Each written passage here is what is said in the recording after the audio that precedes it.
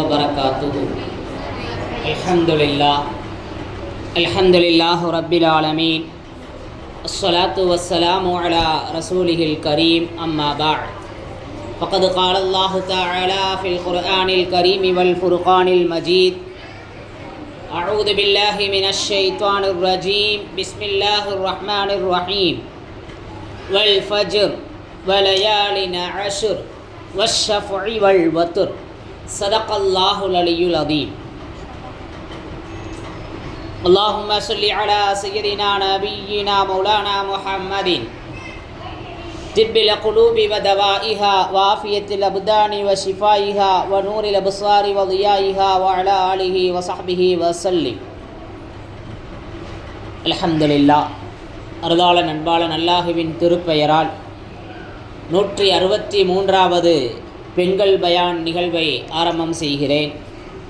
அன்பும் அருளும் ஆசியும் ஆதரவும் ஆருயிர் நாயகம் அன்னலம் பெருமானார் ஸல்லல்லாஹு அலைஹி வஸல்லம் அவர்களின் மீது, அன்னாரின் வழி வாழ்ந்த, வாழுகின்ற, வாழப்போகின்ற, குறிப்பாக இந்த மஜ்லிஸை அலங்கரிக்கின்ற, கலந்து கொண்டிருக்கின்ற அனைத்து தாய்மார்கள், சகோதரிகள், மாணவ செல்வங்கள் அனைவர்களின் மீதும் உண்டாகட்டுமாகுக.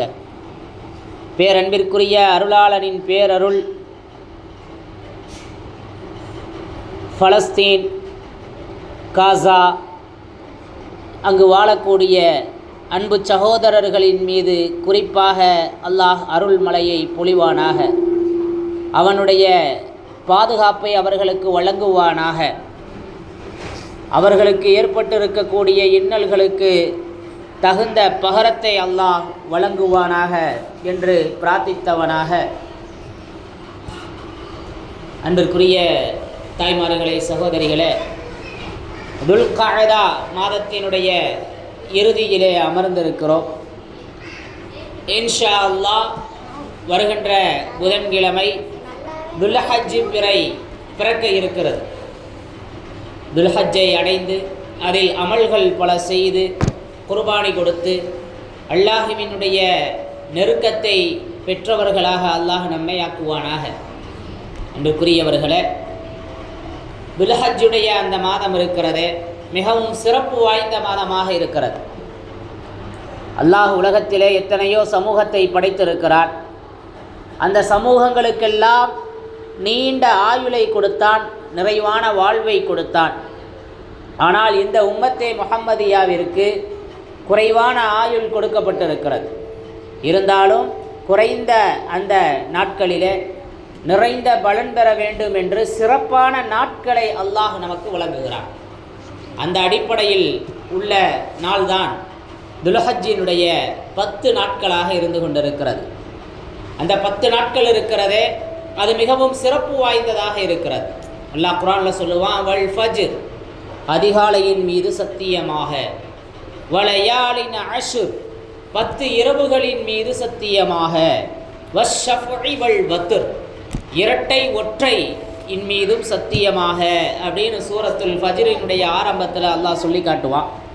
இஸ்லாமிய மாதங்களிலே துல்ஹஜ் மாதம் இறுதி மாதமாக இருக்குது. அந்த மாதத்தினுடைய முதல் 10 நாட்களில் செய்யக்கூடிய அமல்களுக்கு நிறைந்த பலன்கள் இருக்கிறது. திரு குர்ஆனும் நபி மொழியும் அதற்கு ஆதாரமாக இருந்து கொண்டிருக்கிறது. அன்பிற்குரியவர்களே, அந்த 10 நாட்களில் செய்யக்கூடிய காரியங்களுக்கு பன்மடங்கு கூலியை அல்லாஹ் வழங்கக்கூடியவனாக இருக்கிறான். அந்த நாட்களிலே செய்யக்கூடிய தவறுகளுக்கும் கடுமையான தண்டனை உண்டு. நன்மைக்குரியவர்களே, எனவே கவனமாக இருக்க வேண்டும். அந்த 10 நாட்களை நாம் வீணடித்து விடக்கூடாது. இந்த குர்ஆன் வசனத்தில் 10 இரவுகள் அப்படிங்கிறது துல்ஹஜ்ஜினுடைய அந்த 10 நாட்கள் என்பதாக குறிப்பிடப்படுகிறது. ஒற்றைப்படை என்பது அரஃபாவுடைய நாளாகவும், இரட்டை வஷ்ஷஃபு என்பது அறுக்கக்கூடிய யௌமுன் நஹர் என்று சொல்லக்கூடிய அந்த குர்பானியினுடைய நாளாக இருந்து கொண்டிருக்கிறது. அன்பிற்குரியவர்களே, மூசா அலைஹிஸ்ஸலாம் 30 நாட்கள் நோன்பு இருந்தாங்க. 30 நாட்கள் நோன்பிருந்து விட்டு தூர் சீனா மலைக்கு போகிறாங்க அல்லாஹுவை சந்திப்பதற்காக. 30 நாட்கள் நோன்பிருந்து ஒரு மரத்துடைய பட்டையை எடுத்து பள்ள துலக்கிட்டு போகிறாங்க. அல்லாஹ் சொன்னால், இன்னும் 10 நாட்கள் நோன்பிருந்து அந்த 40ஆக நிறைவு செய்து வாருங்கள் அப்படின்னு சொன்னான். அப்துல்லாஹ் இப்னு அப்பாஸ் ரலியல்லாஹு தஆலா அன்ஹு அவர்கள் உட்பட பெரும்பான்மையானவங்க சொல்கிறாங்க, அந்த 30 நாள் என்பது துல்கஅதாவுடைய மாதம் 30 நாட்களும், அந்த 10 நாட்கள் என்பது துல்ஹஜ்ஜினுடைய அந்த 10 நாட்கள், யௌமுன் நஹர் குர்பானி கொடுக்கின்றோமே அந்த அறுப்பின் நாள், அந்த நாள் தான் அல்லாட்ட மூசா அலைஹிஸ்ஸலாம் பேசிய நாள் என்பதாக குர்ஆனுடைய விளக்க உரையாளர்கள் குறிப்பிடுகிறார்கள். ஆக அன்பிற்குரியவர்களே, இப்போ அல்லாட்ட மூசா அலைஹிஸ்ஸலாம் பேசிய நாள் இந்த துல்ஹஜ்ஜுடைய நாளாக, துல்ஹஜ் மாதத்தினுடைய 10ஆம் நாளாக இருந்து கொண்டிருக்கிறது. அந்த 10 நாட்களை தான் அதிகமாக நோன்பு வைக்க சொல்லி, எக்ஸ்ட்ரா அதிகப்படியாக இன்னும் 10 நாட்கள் நோன்பு வச்சுட்டு வாங்கன்னு சொல்லி மூசா அலைஹிஸ்ஸலாத்திற்கு அல்லாஹ் கட்டளையிட்ட நாளாக இருக்கிறது. அன்பிற்குரியவர்களே, இந்த துல்ஹஜ் மாதத்தினுடைய இந்த முதல் 10 நாட்கள் இருக்கிறதே, எல்லா நாட்களையும் விட அல்லாஹுக்கு மிகவும் விருப்பமான நாளாக இருக்குது. ரசூலுல்லாஹி ஸல்லல்லாஹு அலைஹி வஸல்லத்திட்ட சஹாபாக்கள் கேட்பாங்க, அல்லாஹ்வுடைய பாதையில் ஒருத்தர் அறப்போர் செய்யறதை விடவும் இந்த நாட்கள் சிறந்ததா அப்படின்னு கேட்பாங்க. அல்லாஹ்வுடைய பாதையில் போர் செஞ்சு ஷஹீதாகிறாரு, அதை விட இந்த 10 நாட்கள் சிறந்ததாவா இருக்குது அப்படின்னு சஹாபாக்கள் கேட்க ரசூலுல்லாஹி ஸல்லல்லாஹு அலைஹி வஸல்லம் சொல்லுவாங்க, வலா ஜிஹாது ஃபீ ஸபீலில்லாஹ், எந்த ஒரு போரும் அல்லாஹ்வுடைய பாதையிலே இல்லா ரஜுலுன், ஒரு மனிதருக்கு خرج بنفسه وماله فلم يرجع من ذلك شيء. ரசூலுல்லாஹி ஸல்லல்லாஹு அலைஹி வஸல்லம் சொல்லி காட்டுவாங்க, அல்லாஹ்வுடைய பாதையில் அறப்போர் புரியறதை விடவும், அல்லாஹ்வுடைய பாதையில் பொருளோடு போய் உயிரையும் கொண்டு போய் அறப்போருக்கு போய் ரெண்டையும் கொண்டு வர்றாமல் ஒருத்தர் வர்றாரே அவரை தவிர அப்படின்னு சொல்லுவாங்க. பொருளாதாரத்தையும் எடுத்துக்கிட்டாரு, உயிரையும் அங்கே விட்டுட்டார். இவர் பொருளையும் இழந்து உயிரையும் இழந்தாரே, அத்தகைய மனிதரை தவிர மற்ற அனைவருக்குமே இந்த துல்ஹஜ்ஜினுடைய அந்த 10 நாட்கள் சிறப்பானது, அவருக்கு அதுதான் சிறப்புன்ற மாதிரி ரசூலுல்லாஹி ஸல்லல்லாஹு அலைஹி வஸல்லம் சொல்லி காட்டுவாங்க. ஆக அன்பிற்குரிய தாய்மார்களே, சகோதரிகளே, இப்போ அல்லாஹுக்கு மிகவும் விருப்பமான நாட்களாக, கண்ணியமான சிறப்பான நாட்களாக துல்ஹஜ்ஜினுடைய அந்த 10 நாட்கள் இருக்கிறது.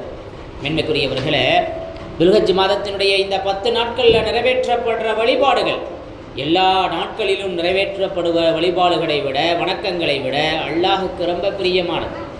அரஃபாவுடைய அந்த நாள் அன்று நோன்பு வைக்கிறோமே, அந்த ஒவ்வொரு நாளுடைய நோன்புக்கும் ஓராண்டுக்கு நிகரான நன்மை இருக்குது. ஒவ்வொரு இரவிலும் நின்று தொழுகிறதுக்கு லைலத்துல் கத்ர் இரவில் தொழுத நன்மை இருக்குது. அப்படி அதற்கு நிகரான நன்மை இருக்குன்ற ஒரு ஹதீஸு திருமதி ஷரீஃபிலே பதிவு செய்யப்பட்டிருக்கிறது. ஆக அந்த துல்ஹஜ் 10 நாட்கள் நோன்பு வைப்பது, வருஷமெல்லாம் நோன்பு வச்ச மாதிரி அந்த 10 நாட்களுடைய இரவுகளில் வணக்கம் புரிவது, திக்ரு செய்கிறது, லைலத்துல் கத்ருடைய இரவிலே அமல் செய்த நன்மையை தரக்கூடியதாக இருந்து கொண்டிருக்கிறது. அன்பிற்குரிய தாய்மார்களே, சகோதரிகளே, துல்ஹஜ் மாதத்தினுடைய அந்த 10 நாட்கள் அதைவிட சிறப்பு வாய்ந்த நாட்கள் வேறு எதுவும் கிடையாது அப்படின்னு ரசூலுல்லாஹி ஸல்லல்லாஹு அலைஹி வஸல்லம் சொல்லியிருப்பாங்க. அதே போல் அப்துல் காதர் ஜீலானி ரஹ்மத்துல்லாஹி கத்தஸல்லாஹு சிர்ரஹுல் அசீஸ் சொல்லுவாங்க, துல்ஹஜ் மாதத்தினுடைய முதல் 10 நாட்கள் இருக்கிறதே, அதை யார் கண்ணியப்படுத்துகிறாங்களோ, அந்த 10 நாட்களில் யார் கண்ணியப்படுத்தி அமல் செய்கிறாங்களோ, அல்லாஹ் அவங்களுக்கு 10 காரியங்களை கொண்டு கண்ணியப்படுத்துவான். 10 நாட்கள் அதில் அமல் செஞ்சால், இந்த 10 நாட்களை கண்ணியப்படுத்தினா அல்லாஹ் அவங்களுக்கு 10 காரியங்களை தர்றான். ஒன்று, ஆயுளில் பரக்கத் செய்கிறான், ஆயுளில் அபிவிருத்தி செய்கிறான். ரெண்டாவது, பொருளாதாரத்தை பலப்படுத்துகிறான். அல்லாஹ் பொருளாதாரத்தை பலப்படுத்துகிறான். இன்றைக்கி பார்க்குறோம், ஆயுளும் குறைவாக இருக்கிறது. அதே போல் திடீர் மரணங்கள், நல்லா இருந்தார், திடீர்னு மௌத்தாயிட்டாருன்னு சொல்லக்கூடிய சூழ்நிலைகளை எல்லாம் நாம் பார்க்குறோம். அதே மாதிரி பொருளாதார வியாபாரம் ரொம்ப நொடிச்சு போச்சு, வியாபாரம் நலிவடைஞ்சிருச்சு, பொருளாதாரத்தில் ரொம்ப மோசமான ஒரு சூழ்நிலைக்கு சமூகம் தள்ளப்பட்டிருக்கு. அதே மாதிரி குடும்பத்தினருடைய எல்லா சிரமங்களில் இருந்தும் பாதுகாக்கிறான். குடும்பத்தில் இருக்கக்கூடிய சிரமங்களில் இருந்து அல்லாஹ் பாதுகாப்பை தர்றான் இந்த 10 நாளை கண்ணியப்படுத்தணும். அதே மாதிரி பாவங்களுக்கு பரிகாரமாக்குறான். அல்லாஹ் பாவங்களை மன்னிச்சிட்றான், நன்மைகளை பன்மடங்கு வாரி வழங்குறான். மரணத்தினுடைய வேதனையை அல்லாஹ் லேசாக்குறான். மண்ணறையினுடைய இருளை நீக்கி அல்லாஹ் ஒளி ஏற்படுத்துகிறான். கபருடைய வாழ்க்கையில் ஒளி கிடைக்கிறது என்பதாக அப்துல் காதர் ஜீலானி கத்தசல்லாஹு சிர்ரஹுல் அசீஸ் சொல்லி காட்டுவாங்க. அதே மாதிரி நன்மை தீமையை எடை போடும்போது மீசான் கணக்கும் தராசு நன்மைகளாக அல்லாஹ் கனமாக்கிடுவான், நரகத்திலிருந்து அல்லாஹ் பாதுகாக்கிறான், சொர்க்கத்துடைய அந்தஸ்துக்களை அல்லாஹ் அதிகப்படுத்துவான் அப்படிங்கிற இந்த தகவலெல்லாம் குன்யத்துல் தாலிபீன் அப்படிங்கிற கிதாபில் பதிவு செய்யப்பட்ட விஷயங்கள். ஆக அன்பிற்குரியவர்களே, நிறைய சிறப்புகள் இருக்கிறது இந்த 10 நாட்களுக்கு. சுஃபியானு சௌரி ரஹ்மத்துல்லாஹி அலைஹி மிகப்பெரிய இறைநேச செல்வர். அவங்க சொல்லுவாங்க, நான் பசாரா நகரத்தில் ஒரு நாள் இரவு முஸ்லீம்களை அடக்கம் செய்யப்படக்கூடிய அந்த கபரஸ்தானில் ஜியாரத் செய்துக்கிட்டு இருந்தேன். சுஃபியானு சௌரி ரஹ்மத்துல்லாஹி அலைஹி சொல்லி காட்டுறாங்க, பசாராவில் துல்ஹஜ் மாதத்தினுடைய ஒரு நாள் இரவு நான் அங்கே இருக்கக்கூடிய மண்ணறையில் அடங்கி இருக்கிறவங்கள ஜியாரத் செஞ்சுக்கிட்டு இருந்தேன். அப்போ அங்கே ஒரு மண்ணறையிலேயே பேரொளி வீசிச்சு, ஒரு கபரில் ஒளி வீசிச்சு. அதை இவங்க பார்க்குறாங்க, இது என்ன இந்த கபரில் மட்டும் ஒளி வீசுதே அப்படின்னு நான் யோசிச்சுக்கிட்டே இருந்தேன். நான் அதையே சிந்தனை செஞ்சுக்கிட்டே இருந்தேன். ரொம்ப நேரமாக அங்கேயே நான் நின்றுட்டேன். அப்போ அந்த பேரொளி என்ன ஒரு உழுக்குச்சு. அந்த ஒளி என்ன செஞ்சுச்சு, ஒரு உழுக்கிருச்சு. நான் திடுக்கிட்டு சுயநலவுக்கு வந்தேன். அப்போ அந்த பேரொளியிலிருந்து ஒரு அசரி கேட்டுச்சு. அந்த பேரொளியிலிருந்து ஒரு சப்தம் வந்துச்சு, சுஃபியானே என்ன திகச்சு போயிட்டீங்களா, என்ன ஆச்சரியமாக நின்றுட்டீங்களா, துல்ஹஜ் மாதம் நோன்பு நோற்றவரினுடைய மன்னரை தான் இது, துல்ஹஜ் மாதம் நோன்பு நோற்றவரின் மன்னரை தான் இது, தாங்களும் இந்த மாதத்தில் நோன்பு நோற்றா இப்படிப்பட்ட நட்பேரை அடையலாம் அப்படின்றதாக அந்த சப்தம் கேட்டதுன்னு சுஃபியானு சௌரி ரஹ்மத்துல்லாஹி அலைஹி அவர்கள் சொல்லி காட்டுறாங்க. அன்புக்குரியவர்களே, மார்க்க சட்ட வல்லுநர்கள் சொல்லுவாங்க, அந்த நாட்களில் நோன்பு வைக்கிறது, துல்ஹஜ் 10 நாட்களில் நோன்பு வைக்கிறது முஸ்தஹப்பு, விரும்பத்தகுந்தது. இரவில் விழித்திருந்து வணங்குவது போற்றத்தக்க நன்மைக்கான காரியம் என்பதாக மார்க்க சட்ட வல்லுநர்கள் நமக்கு சட்டம் சொல்லித்தாராங்க. அதே மாதிரி இந்த 10 நாட்களில் தான் அரஃபாவுடைய நாள் இருக்கிறது. யௌமு அரஃபா, பிறை 9வது நாள் அரஃபாவுடைய நாள் என்கிறது. பிறை 9 துல்ஹஜ் 9வது நாளுக்கு தான் அரஃபாவுடைய நாள். அரஃபாவுடைய நாளில் அடியார்கள் அல்லாஹ் சுப்ஹானஹு வ தஆலா நரக விடுதலை அளிக்கிறான். எந்த அளவுக்குன்னு சொன்னால், அரஃபா நாளில் விடுதலை அளிக்கும் அளவுக்கு வேறு எந்த நாள்லையும் அல்லாஹ் யாரையும் விடுதலை அளிக்கிறதில்லை. அப்படின்னு அதிகமான மக்களை அல்லாஹ் அந்த நாளில் விடுதலை அளிக்கிறான் என்பதாக முஸ்லீம் ஷரீஃபில் பதிவு செய்யப்பட்டிருக்கு. அஃதலுல் ஐயாமி யௌமுல் அரஃபா, நாட்கள்லையே சிறந்தது அரஃபாவுடைய நாளாகும்னு ரசூலுல்லாஹி ஸல்லல்லாஹு அலைஹி வஸல்லம் சொன்னாங்க. அரஃபாவுடைய நாள் இருக்குதே, அல்லாஹ்வுடைய அருள் வளம் இறங்கும் நாள், பெரும் பாவங்கள் மன்னிக்கப்படும் நாள், ஷைத்தான் அதிகம் சிறுமையடைந்தவனாக, கேவலமடைந்தவனாக, கோபம் கொண்டவனாக காணப்படும் நாளாக அந்த அரஃபாவுடைய நாள் இருந்து கொண்டிருக்கிறது. அன்புக்குரியவர்களே, பத்ரு போர் அன்னைக்கு இப்படித்தான் ஷைத்தான் இருந்தான். பத்ரு போர் அன்னைக்கு ஷைத்தான் கை சேதப்பட்டான். தன்னை மிகவும் தாழ்ந்தவனாக கருதனா, கேவலமடைஞ்சவனாக கருதனா, கோபம் அவனுக்கு அதிகமாக இருந்துச்சு. அதே மாதிரியான ஒரு சூழ்நிலை ஷைத்தானுக்கு பதிலில் இருந்ததை போல அரஃபாவுடைய நாளில் அவன் இருக்கிறான் என்பதாக நாம் பார்க்குறோம். ரசூலுல்லாஹி ஸல்லல்லாஹு அலைஹி வஸல்லம் கேட்டாங்க, ஷைத்தான் பத்ரு போரில் என்ன கண்டான், ஷைத்தான் பத்ரு போரில் எதை பார்த்தான் அப்படின்னு நபி ஸல்லல்லாஹு அலைஹி வஸல்லம் அவர்களிடத்திலே கேட்க நபி ஸல்லல்லாஹு அலைஹி வஸல்லம் சொல்லுவாங்க, வானவர் ஜிப்ரீல் அலைஹிஸ்ஸலாத்தையும் அவர்களுடைய படையும் அணிவகுத்து வந்ததை அவன் கண்டான் அப்படின்னு சொல்லி காட்டுவாங்க. அன்பிற்குரியவர்களே, இப்படியாக அந்த அரஃபாவுடைய நாள் இருக்கிறதே ஆக சிறந்த ஒரு நாளாக இருந்து கொண்டிருக்கிறது. அரஃபா நாள் அன்று ஒரு வாலிபர் நபி ஸல்லல்லாஹு அலைஹி வஸல்லத்துக்கு பின்னால் ஒரு வாகனத்தில் அமர்ந்திருந்தார். அப்போ அந்த வாலிபர் அங்கே இருக்கக்கூடிய பெண்களை கவனிக்கவும் பார்க்கவும் ஆரம்பித்தார். இதை பார்த்த நபி ஸல்லல்லாஹு அலைஹி வஸல்லம், என்ன சகோதரனின் மகனே, நீ இந்த நாள் எத்தகைய நாள்னு உனக்கு தெரியுமா? இந்த நாளில் செவியையும் பார்வையையும் நாவையும் யார் கட்டுப்படுத்தி கொள்கிறாரோ அல்லாஹ் அவருக்கு பாவங்களை மன்னிக்கிறான், அல்லாஹ் அவருக்கு பாவங்களை மன்னிப்பான் என்பதாக ரசூலுல்லாஹி ஸல்லல்லாஹு அலைஹி வஸல்லம் சொல்லி காட்டினாங்க. எனவே பாவங்களை தவிர்க்கணும். இந்த மாதத்திலையும் சரி, அரஃபாவுடைய நாள்லையும் சரி. இன்றைக்கி நிறைய பார்க்குறோம், ரீல்ஸ் மோகம், தவறான அந்நிய பெண்களை பார்க்கக்கூடிய சூழ்நிலை. டிவி, ஸ்மார்ட் டிவி இருக்குது, அதில் பல பெண்கள் வர்றாங்க, ஆண்கள் வர்றாங்க, பெண்கள் ஆண்களை பார்க்குறாங்க, ஆண்கள் பெண்களை பார்க்குறாங்க. இப்போ பாவங்கள் பிகச்சு போச்சு, பெருகி போச்சு. எனவே ரசூலுல்லாஹி ஸல்லல்லாஹு அலைஹி வஸல்லம் சொன்னாங்க, அந்த சகோதரரை பார்த்து, இந்த நாளில் நீங்கள் செவியையும் கண்ணையும் நாவையும் என்ன செய்யுங்க, பாதுகாத்து கொள்ளுங்கள். அப்படி பாதுகாத்தா உங்களுக்கு மன்னிப்பு கிடைக்கும்னு ரசூலுல்லாஹி ஸல்லல்லாஹு அலைஹி வஸல்லம் சொல்லி காட்டியிருக்கிறாங்க. அன்பிற்குரியவர்களே, அதே மாதிரி ரசூலுல்லாஹி ஸல்லல்லாஹு அலைஹி வஸல்லம் ஞாபகப்படுத்துவாங்க, ஆதமுடைய மக்களுடைய முதுகில் இறைவன் என்ன செஞ்சான், அந்த வழித்தோன்றர்களை எல்லாம் வெளியே வர வச்சான்.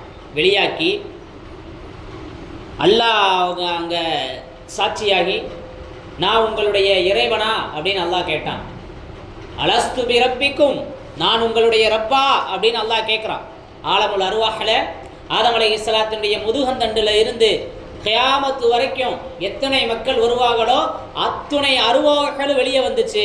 அல்லாஹ் அந்த உறுதிமொழி எடுத்தான், நான் உங்களுடைய ரப்பா அப்படின்னு கேட்டான். ஆம், நீ எங்களுடைய ரப்பு அப்படின்னு நாமெல்லாம் சொல்லியிருக்கிறோம், நாம் சாட்சி சொல்லியிருக்கோம், நாமெல்லாம் சொல்லியிருக்கிறோம், நீ எங்களுடைய ரப்பு என்பதாக. இன்றைக்கி அலட்சியமாக அதை நாம் மறந்துட்டு வாழ்ந்துக்கிட்டு இருக்கிறோம். அல்லாஹ் பாதுகாக்கணும். அந்த உறுதிமொழி பெற்ற அந்த நாள் இருக்கிறதே, அது இந்த அரஃபாவுடைய நாள், இந்த துல்ஹஜ்ஜுடைய மாதத்தில் உள்ள நாள் தான் என்பதாக சொல்லப்படுகிறது. அன்பிற்குரிய தாய்மார்களே, சகோதரிகளே, அப்படிப்பட்ட அல்லாஹுக்கும் மனித குலத்துக்கும் இடையில் ஏற்பட்ட இந்த உரையாடல், இந்த ஒப்பந்தம் அரஃபா பெருவழியில் தான் நடைபெற்றது என்பதாக குர்ஆனுடைய விரிவுரையாளர் அல்லாமா இப்னு கஸீர் ரஹ்மத்துல்லாஹி அலைஹி அவர்கள் சொல்லுவாங்க. அதே போல இந்த தீன் முழுமையாக்கப்பட்டது. அல் யௌம அக்மல்து லக்கும் தீனக்கும் வ அத்மம்து அலைக்கும் நிஅமதி வ ரதீது லக்குமுல் இஸ்லாம தீனா அப்படிங்கிற ஒரு வசனம். ஒரு யூதர் உமர் ரலியல்லாஹு தஆலா அன்ஹு அவங்கள்ட்ட வருவாங்க, ஜனாதிபதி அவர்களே, உங்கள் வேதத்தில் ஒரு வசனத்தை ஓதறீங்க, உங்கள் குர்ஆனில் ஒரு வசனத்தை நீங்கள், ஒரு ஆயத்தை நீங்கள் ஓதறீங்க, அந்த ஆயத்து எங்களுக்கு இருந்துச்சுன்னா அந்த நாளை நாங்கள் பெருநாளாக கொண்டாடுவோம். ஒரு ஆயத்தை நீங்கள் ஓதுறீங்க, அந்த ஆயத்து எங்களுக்கு கிடச்சிருந்தா, ஒரு யூதர் சொல்லி காட்டுறார், அந்த ஆயத்து எங்களுக்கு கிடச்சிருந்தா அந்த நாளை நாங்கள் பண்டிகையாக கொண்டாடுவோம், திருநாளாக கொண்டாடுவோம் அப்படின்னு சொன்ன உடனே உமர் ரலியல்லாஹு தஆலா அன்ஹு சொல்லுவாங்க, அது என்ன வசனம்னு எனக்கு தெரியும், அது ஒன்று உங்களுடைய மார்க்கத்தை நாம் முழுமைப்படுத்தி விட்டோம், எனது அருட்கொடையை உங்களின் மீது நிறைவாக்கி விட்டேன் என்று அல்லாஹ் சொன்ன அல் யௌம அக்மல்து லக்கும் தீனக்கும் அப்படிங்கிற அந்த வசனம் அப்படின்னு உமர் ரலியல்லாஹு தஆலா அன்ஹு அவங்க சொல்லுவாங்க, இந்த வசனம் எந்த இடத்துல அல்லாஹ்வுடைய தூதருக்கு எந்த நாளில் அருளப்பட்டுச்சு அப்படின்னு நாங்கள் அறிஞ்சு வச்சிருக்கிறோம். அது ஒரு வெள்ளிக்கிழமை மாலை நேரம் அரஃபாவுடைய நாளில் தான் இது அருளப்பட்டுச்சு. அந்த நாள் எங்களுக்கு பெருநாள் தான். அந்த ஆயத்து இறங்கியதே ஒரு பெருநாளில் தான் இறங்கியிருக்கு. என்ன நாங்கள் தனியாக ஒரு பெருநாளாக அதை கொண்டாட வேண்டிய அவசியம் இல்லை அப்படின்னு சொல்லுவாங்க. ஹாஜிகளுக்கு ஹஜ்ஜில் அல் ஹஜ்ஜு அல் அரஃபா, ஹஜ்ஜுனாலே அரஃபா தான் அப்படிங்கிறது தான் ஹதீஸ். ஹஜ்ஜுனாலே அரஃபாவில் தங்கிறது. இப்போ ஹாஜிகளுக்கு பெருநாளே அரஃபாவுடைய நாள் தான். நாம் மறுநாள் பெருநாள் கொண்டாடுறோம், ஆனால் ஹாஜிகளுக்கு அரஃபாவுடைய நாள் தான் பெருநாளாக இருந்து கொண்டிருக்கிறது. அப்படிப்பட்ட சிறப்பு வாய்ந்த நாள் இந்த துல்ஹஜ் 10 நாளில் இருக்குது என்பதை நாம் விளங்கிக் கொள்ள கடமைப்பட்டு இருக்கின்றோம். ஆக அன்பிற்குரிய தாய்மார்களே, சகோதரிகளே, ஆக துல்ஹஜ்ஜுடைய இந்த மாதத்தில் வரக்கூடிய அரஃபாவுடைய நாள், அதில் நோக்கப்படக்கூடிய நோன்பு, அது ஓராண்டு முன் பாவத்தையும் ஓராண்டுக்கு பின் செய்யக்கூடிய பாவங்களுக்கும் பரிகாரமாக இருக்கிறதுன்னு சொல்லுவாங்க ரசூலுல்லாஹி ஸல்லல்லாஹு அலைஹி வஸல்லம். அரஃபா நாள் நோன்பு வைக்கிறது முன்பின் பாவங்கள் மன்னிக்கப்படுவதற்கு காரணமாகுது. அதாவது முன் பாவங்கள்னா ஓகே, முன் பாவங்கள்னா சரி, முன்னாடி பாவம் செஞ்சுருப்போம், அல்லாஹ் அதை மன்னிச்சிருவான். பின் பாவங்கள்னா பின்னாடி பாவம் செய்யாமல் அல்லாஹ் ஆக்கிடுவான் அப்படின்னு விளக்க உரையாளர்கள் விளக்கம் சொல்லுவாங்க.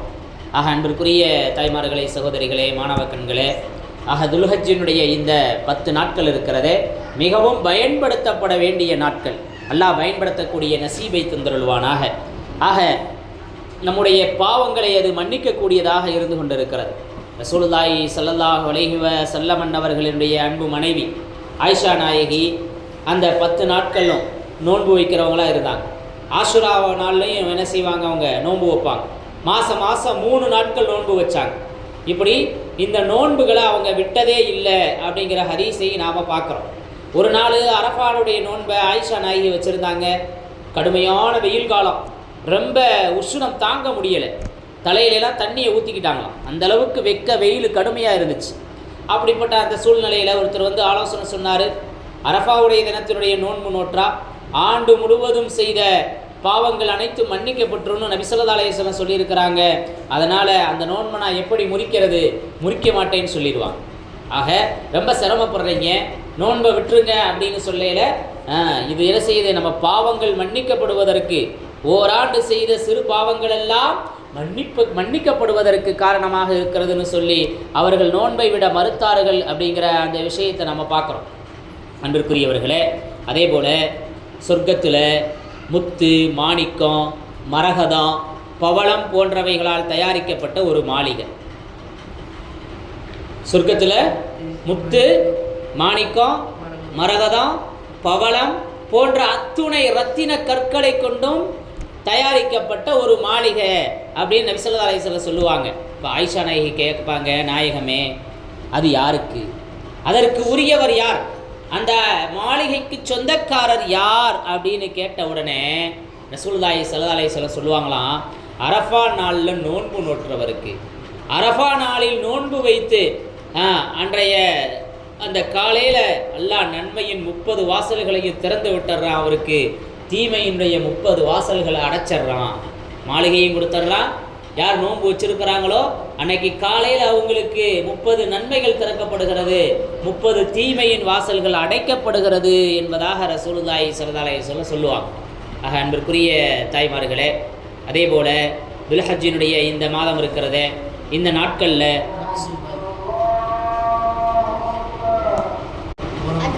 அல்ஹம்துலில்லாஹ், அதே மாதிரி துல்ஹஜ்ஜினுடைய அந்த நாட்களில் அதிகமாக திக்ரு செய்யணும், தஸ்பீஹ் செய்யணும்.